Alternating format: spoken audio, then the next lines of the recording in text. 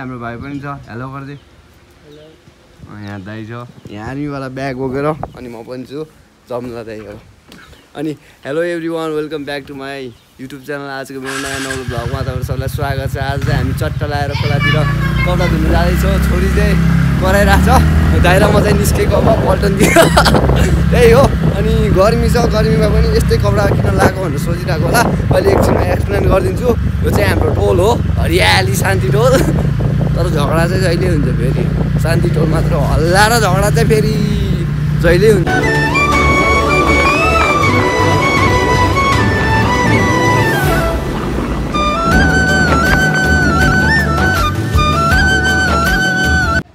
अहिले चाहिँ दाइरामा यहाँ बडा भएको दोकानतिर आइपुगिसकेको छौँ अनि के टल्किएको यस्तो टिलिक्क टल्किने म चाहिँ फेरि चस्मा लगाएर हिँडिरहेको छु फेरि यो चस्मा त जोन चामलिङ राईको हो नि त अनि फेरि म चाहिँ झोल चामलिङ राई जस्तो देखिरह होला हल्का रमाइलो त्यस्तै छ के गर्नु अनि हाम्रो यो चाहिँ चोक हो चोकमा यस्तो छ यहाँ हाम्रो भलामे भाइ आइरह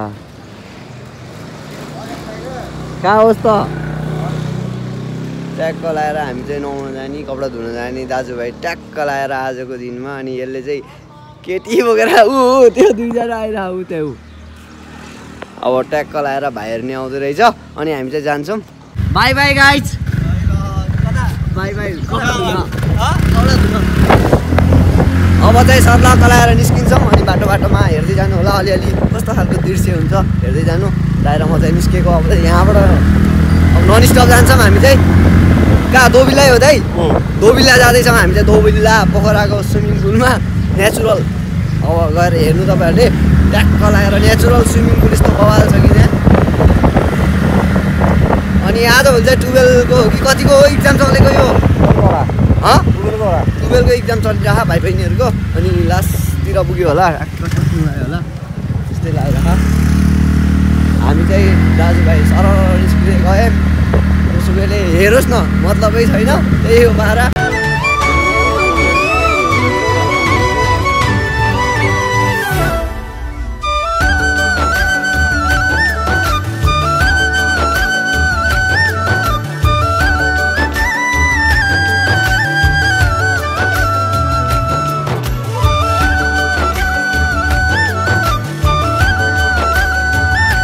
लगभग अब दाइरामा चाहिँ पुग्नलाई 4-5 मिनट मात्र बाँकी छ अनि त्यहाँनिर पुगेपछि सर्लक्क लगाएर हेर्न सक्नुहुन्छ तपाईँहरूले त्यो दृश्यलाई कस्तो छ भनेर पुरा मनमा सजाउन सक्नुहुन्छ आँखाले हेर्न सक्नुहुन्छ कति राम्रो छ भनेर अनि हामी चाहिँ कपडा सपडा पनि धुनेछौँ नुहाइधुवाइ पनि गर्नेछौँ यहाँनिर चाहिँ ओह्रालो छ अनि सिपले लाएर दाइले चाहिँ बिस्तारै लाँदै हुनुहुन्छ त्यही हो अब चाहिँ दाइरा म पनि पुगिसकेँ अनि यो ठाउँ तपाईँहरूले हेर्न सक्नुहुन्छ होइन जुनसुकै राइडर आए पनि पोखरामा क्रसफायर लिएर आयो भने हुइली सुइली हान्न आउने अनि पौडी खेल्न आउने टाइम पास गर्न आउने भ्लग बनाउन आउने भनेको ठाउँै यही रहेछ क्या मलाई पनि थाहा थिएन अस्ति दाइले भन्नु मात्र थाहा पाएको प्रायः जस्तो धेरै राइडरहरूले पुरा आउँछ नि अनि यहीँनिर रेसेस पनि हान्दो रहेछ कुनै कुनैले चाहिँ मैले देखिरहेको थिएँ अस्तितिर पनि होइन अस्तितिर चाहिँ भिडियो बनाउन पाएन किनकि हामी भिडियो बनाउने भनेर सोचले आएको नै थिएन त्यतिखेर त्यही भएर बनाएनौँ आज चाहिँ भिडियो बनाउने भनेर सोचले नै आएको खोलासोला नि बढे जस्तो लाग्छ आज चाहिँ हेरिदिउँ अब के हुन्छ यहाँनिर चाहिँ कटेज सटेज पनि छ अनि सिलपारामा बस्न सक्नुहुन्छ खाजासाजा खान पाइन्छ होटेल छ भन्नुभएको अनि यहाँनिर चाहिँ पिकनिक स्पोट हो यो तल चाहिँ अनि ट्याक्क लगाएर पिकनिक सिकनिक खाने हो अरू त के हुनु त्यस्तै छ हामी नि पुग्न आयौँ दाइरा पनि यहाँनिर अब स्कुटर राख्ने ठाउँ आइसक्यो अनि त्यहाँनिर स्कुटर राखेपछि चाहिँ सट्ट लाएर दाजुभाइ चाहिँ गइन्छ कपडा सपडा धोइन्छ पौडी खेलिन्छ त्यही नै त हो नि हेर्न सक्नुहुन्छ यु क्यान सी दिस भिला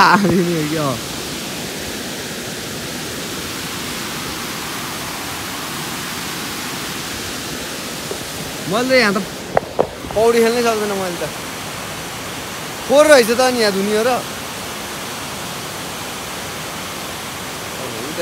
दाइहरू नि पौडी खेल्दै छ यहाँनिर डेन्जर फोहोर छ अब दाइरा मेरो सल्लाह हुन्छ अनि के हुन्छ हेर्दै जानु खोलाको हालत यस्तो छ त्यही पनि मतलबै छैन दाजुभाइले अब नुहाइ गर्ने भनेर आइसकेपछि त जसरी नै गर्ने नै हो। अनि आज चाहिँ म पौडी सौडी केही खेल्दिनँ किनकि आज खोला बढेको छ नि त, त्यही भएर म चाहिँ खेल्दिनँ। अनि यो खोला चाहिँ मतलब यो चाहिँ कहाँबाट आएको भन्दाखेरि त्यो फेवातालको अब जम्मा पारेको पानी अनि एउटा ड्याम छ, त्यो ड्याम खोलेर अनि यो चाहिँ पठाइदिन्छ। अनि त्यही पानी नै हो यो चाहिँ, त्यस्तै भन्छ अर्काले। अब मलाई त्यस्तै लाग्यो अनि मैले पनि त्यही भन्छु, खासै थाहा छैन मलाई त्यसको बारेमा। अनि जे भए पनि हामी चाहिँ नुहाउनलाई आएको, त्यत्रो टाढाबाट आएको त हल्का फुल्का लिनु पऱ्यो भनेर यसो आइदिएको नि त। त्यही हो गाइस, अब हेर्दै गर्नु के कस्तो हुन्छ दाजुभाइको बिचमा। हल्का रमाइलो कपडा घोटान छानियो, त्यही त हो नि। यहाँनिर देख्न सक्नुहुन्छ दाजुभाइको कपडाहरू यस्तो तहस नहस तरिकाले छ। अनि यहाँनिर हेर्नु न, आउने बित्तिकै यस्तो टेकेको झन् धोएर हिजो अस्ति त्यस्तो घोटान छरेर राखेको जुत्ता यस्तो फोहोर भइदिरहेको एक सर्टमा। अब यसलाई पनि हल्का घोटान छान्छु अनि ट्याक्क लाएर कपडा धुन्छु। हाम्रो दाइले कपडा धुन त फेरि आमामा अब यति कपडा धुन कम्तीमा पनि 3 घन्टा लाग्छ कि। अहिले कति बज्यो होला, सायद 12 बज्यो होला। भरे 2 बजीसम्म त 2:30 बजीसम्म त कपडै घोच्छ क्या दाइले चाहिँ। फेरि यस्तो क्लियरली घोच्छ कि हाम्रो त अलिअलि दाग बस्छ नि त, दाइले फेरि दाग साग केही बस्दैन के। नयाँ भर्खरै किनेको कपडा जसरी घोटान छानिदिन्छ दाइले चाहिँ, त्यही नै राम्रो हो। अब अरू त के भन्नु।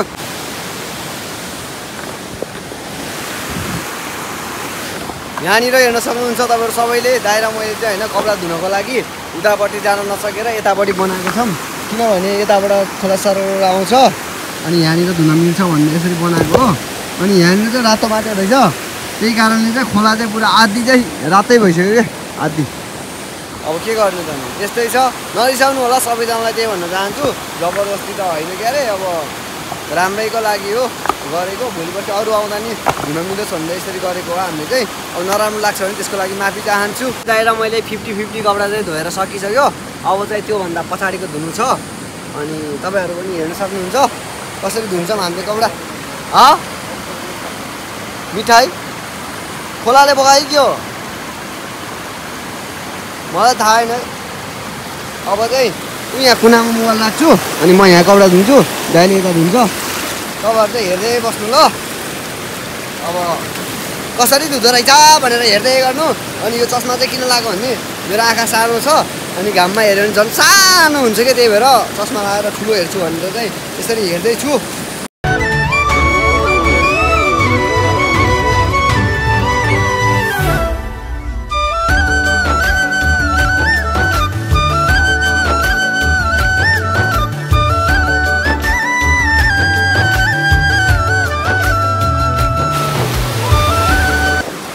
कपडा पखाल्न चाहिँ यसरी जानुपर्छ, तर दाइ मात्र जानुहुन्छ, म चाहिँ जान्न। मैले चाहिँ यतातिर पखालिदिन्छु किनकि मलाई त्यो त जान मन छैन, जता पखालिने एउटै हो कुरा चाहिँ। अनि मैले चाहिँ 6-7वटा कपडा धोइसकेँ, दाइले चाहिँ जम्मा 2टा धोयो क्या। दाइको हात चाहिँ यस्तो छिटो चल्छ तर बिस्तारै धुन्छ क्या दाइले चाहिँ। के हो बुझ्नै गाह्रो। त्यही हो। अब लागौँ कपडा पखाल्नतिर। तपाईँहरू चाहिँ अब के गर्ने, भिडियो यस्तो नराम्रो छ भनेर सोचिरहेको होला। एकछिन न बिस्तारै रमाइलो गराउँदै जाऊँ न, हतार नगरौँ न। बाटोमा पनि रमाइलो गरौँ ल, रोक्दै होइन, किन हतार गर्ने र। घाम डेन्जर टल्किरहेछ। अब पौडी खेलौँ भन्नु सक्दैन। म चाहिँ यस्तै खोलाको किनारतिर हुन्छ नि, यस्तैतिर यसरी लम्पचार भएर सुत्दिन्छु।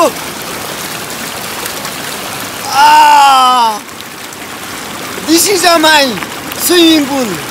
I am chilling with my life. माछा कति ताने थियो। राम्री रहेछ फुल भन्दा के चाहियो र यो भन्दा चाहिए जो जिन्दगानीमा हो कि त्यो भन्ने गीत चलेको छ है आजभोलि। अब त्यही गीत गाउने बस्ने। म त यत्तिकै हो, म त पौडी खेल्न नि आउँदैन है। जिन्दगीमा मलाई नआउने भनेको त्यो पौडी खेल्न हो, अरू त सबै आउँछ भनौँ न। बगाउने हो कि कटु ताने गऱ्यो कि गदा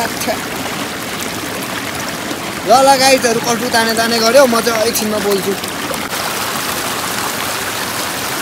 हामी यस्तै दहनी जाउँ, यस्तै दहनी हो।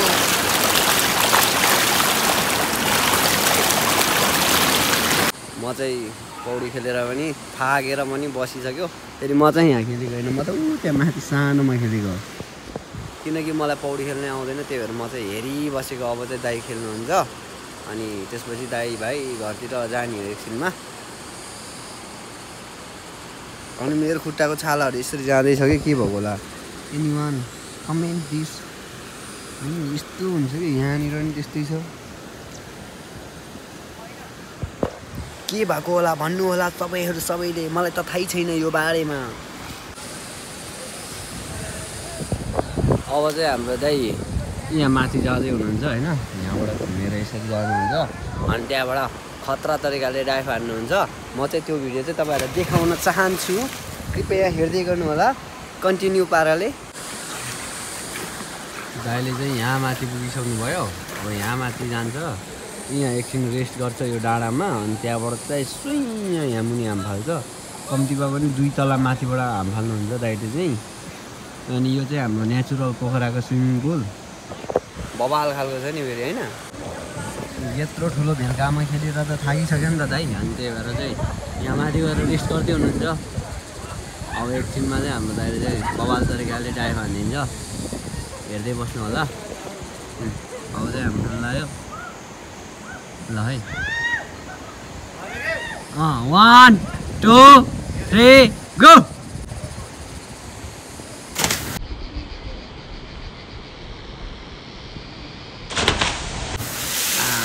देख्नुभयो नि हाम्रो दाइको डाइभ। यहाँ चाहिँ यसरी चाहिँ कसैले नि हाम फाल्दैन, मलाई थाहा छ।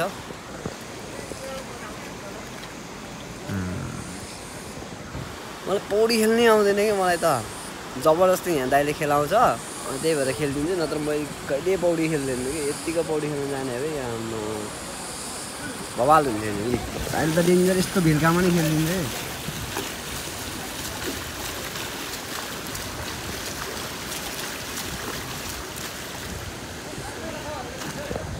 ल हेर्दै गर्नु, स्टे ट्युन। फेरि 1 2 चोटि हाम फाल्यो भने म देखाइदिन्छु है तपाईँहरूलाई सबैजनालाई हाम्रो दाइको स्विमिङ हान्ने तरिका।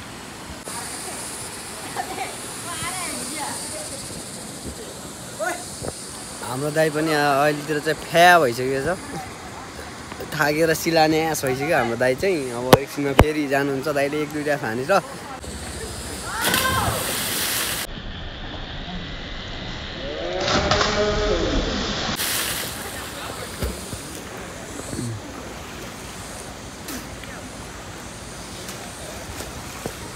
यत्तिको डाइभ हान्ने आर्ट चाहिँ चाहिन्छ, तर मसँग चाहिँ छैन।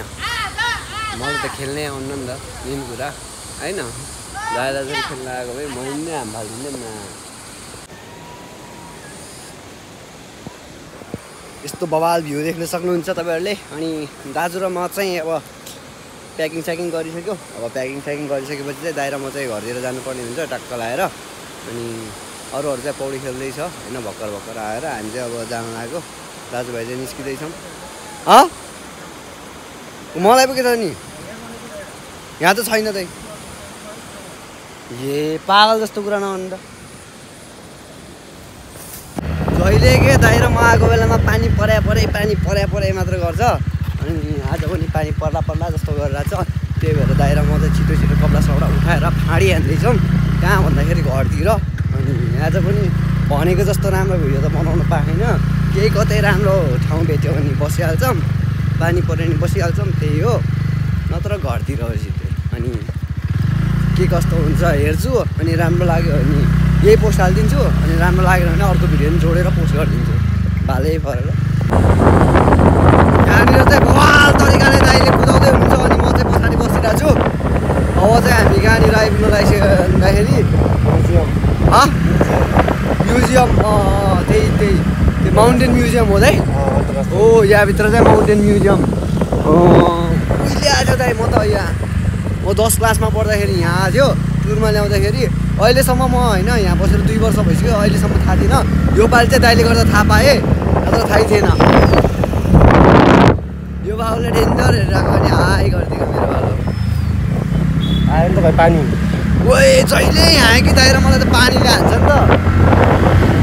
सर्ट लाग्यो। अब चाहिँ रफ्तार हान्नुहुन्छ दाइले। यहाँ पानीको छिट्काहरू यहाँ चस्मामा लागिसक्यो। अब चाहिँ जाने हो दाजुभाइ, रफ्तार।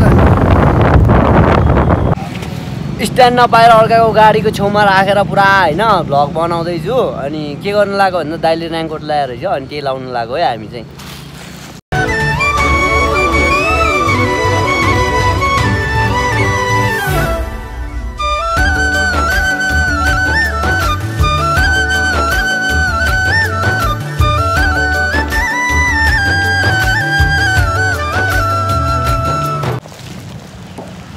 अब चाहिँ मैले चाहिँ सेफ्टी सबै लगाइसकेँ। पोखराको मौसम र नेपालको केटीहरूको कहिल्यै भर नगर है। पोखरामा चाहिँ ठ्याक्कै 2 बजेपछि चाहिँ के जे पनि हुनसक्छ है। मतलब अब पानी सानी पर्न नि सक्छ, हावाहुरी चल्न नि सक्छ। अनि नेपालको केटीहरूको चाहिँ अब 15-16 वर्ष गरिसकेपछि बिहे गरिसके हुन पनि सक्छ, 2-3वटा छोराछोरी जन्मेको नि हुनसक्छ। त्यही भएर चाहिँ आफ्नो लागि आफैले केही गर्नुपर्छ है केटा हो। हामी चाहिँ चल्दिएको ल बाई बाई। अहिलेको लागि पानी डेन्जर पर्दैछ। पानी अब ठुलो पऱ्यो भने म देखाउँछु तपाईँहरूलाई। अहिलेको लागि यस्तै हो, हेर्दै गर्नु।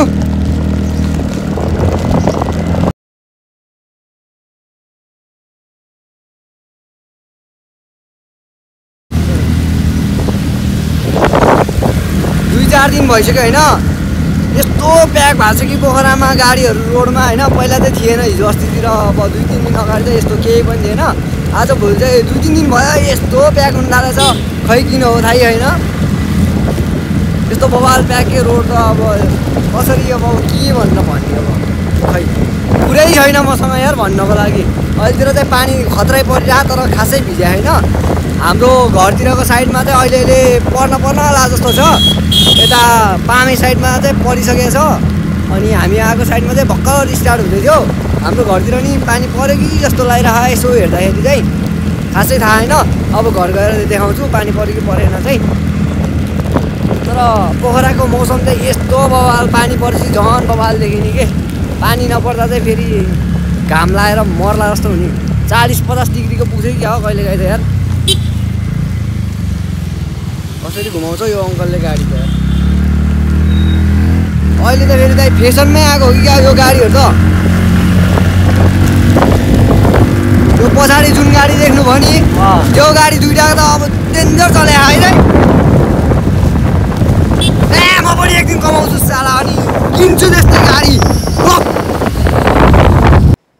अब चाहिँ घरतिर आइसक्यो। घर आएर पनि म त एक निन्द्रा पनि सुतेर अब उठेर यहाँ भतिजको मोबाइलले लाइट बालेर रातिको 11 बजिसकेको छ। भिडियो एडिट गर्दा हेर्नु न पानी पौडी खेलेर नाकबाट पानी धेरै सुकिन थालिसक्यो। त्यही हो गाइस, खासै राम्रो भिडियो त बनाउन सकिनँ। जे जस्तो भए पनि तपाईँहरूले हेरिदिनु भयो, त्यसको लागि धेरै धन्यवाद। अर्को पालि योभन्दा राम्रो भिडियो लिएर आउँछु भन्दै अहिलेको लागि बाई बाई। रुगा लाग्यो चुप्पा खाइदिउँ भने पनि त्यही पनि आई लभ यु है सबैलाई माथा खराब टोलीबाट।